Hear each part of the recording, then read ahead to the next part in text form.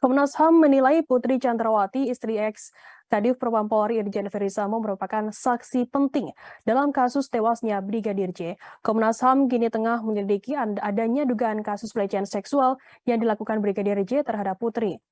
Ketua Komnas HAM Ahmad Taufan Damanik mengungkapkan keterangan dari Putri merupakan hal yang paling krusial dalam pengungkapan kasus tersebut. Mulai dari ada tidaknya baku tembak, siapa yang terlibat, hingga ada tidaknya aksi pelecehan yang dilakukan oleh Brigadir J. Ahmad Taufan mengatakan memang saat kejadian ada dua ajudan Ferdisambo di tempat kejadian perkara yakni Bribka Riki dan Baradae.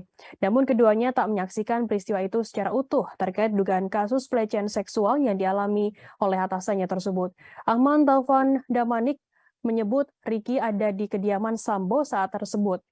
Namun Riki hanya menyaksikan sebagian peristiwa.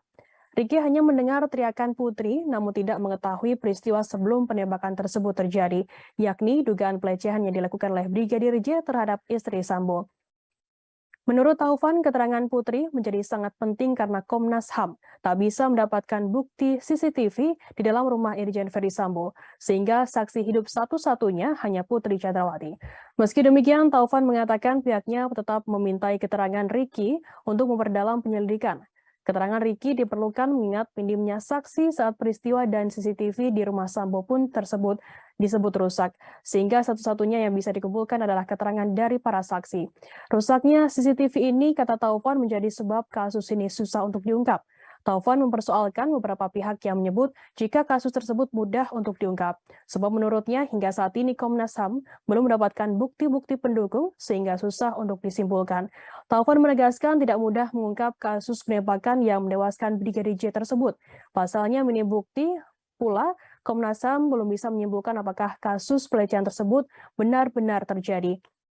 Komnas HAM sendiri belum bisa mendapat keterangan dari istri Ferdisambo karena masih menunggu proses asesmen psikologis dari Lembaga Perlindungan Saksi dan Korban atau LPSK. Namun demikian, ia memastikan Komnas HAM akan memanggil Sambo dan juga istrinya. Terima kasih sudah nonton. Jangan lupa like, subscribe, dan share ya.